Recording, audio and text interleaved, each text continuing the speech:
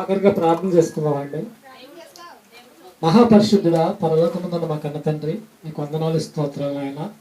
ఇప్పటి వరకు నాయన నీ లేఖనాల్లోంచి నీ పిల్లలు నాయన ఎన్నో విలువైన మాటలు మాకు నాయన తెలియపరిచారు తండ్రి.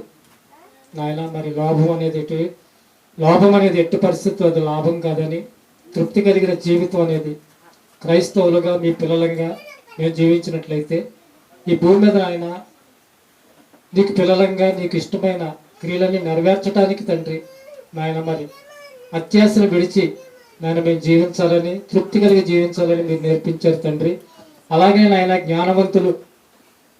జ్ఞానవంతులైన వారు యేసుక్రీస్తుని ధరిస్తారని, యేసుక్రీస్తుని పూజిస్తారని నాయన మరి వాక్యము విన్నవాళ్ళు పాటించే వాళ్ళే జ్ఞానవంతులని, ఎంత నేర్చుకున్నా నాయన దాని ప్రకారంగా బ్రతుకు జీవితం కొనసాగించకపోతే వాళ్ళు జ్ఞానులు కాదని మేము నేర్చుకున్నాం తండ్రి.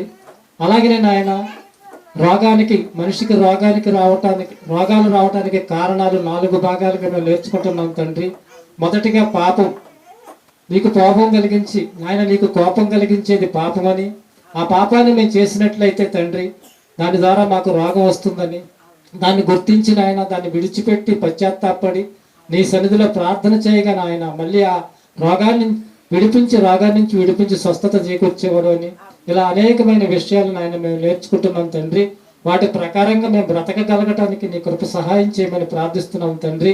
అనేక మందికి మేము చెప్పేవారంగా ఉంటున్నాము తండ్రి. అటు రీతిగా మా జీవిత విధానం, మా నడవడిక మీ ధర్మశాస్త్రాన్ని, నీ క్రియలు, నువ్వు చెప్పిన మాటలు నెరవేర్చే మంచి ముందు చూపు కలిగిన జ్ఞానము మేము కలిగి బ్రతకటానికి సహాయం చేయమని ఈ ప్రార్థన మీ కుమారుడు, మా రక్షకుడు, మా ప్రభు అయిన యేసుక్రీస్తు వారి నామములో ఈ ప్రార్థన అడిగి వేడుకుంటున్నాము తండ్రి. ఆమేన్. మన తండ్రి అయిన దేవుని దయ, కుమారుడైన యేసుక్రీస్తు వారి కృప, పరిశుద్ధాత్మ దేవుని సహవాసము సదాకాలం మనందరికి తోడుగా ఉండి నడిపించునుగాక. ఆమేన్.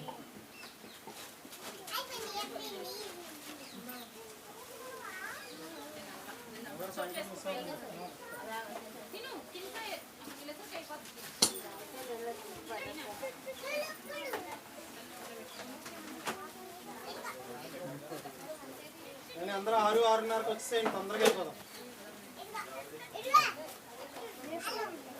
అదము పాఠం చెప్పడమే కాదు ప్రవర్తించాలని చెప్పావు. నువ్వు బుక్ రాయమంటారు రాయట్లా, నువ్వు వాళ్ళు రాసిన పాఠం పేపర్ రాసు.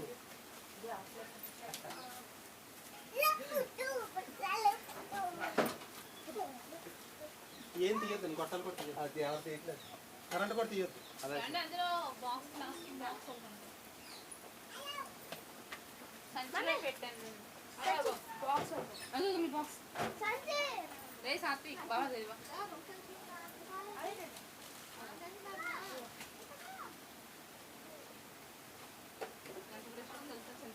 అప్పుడు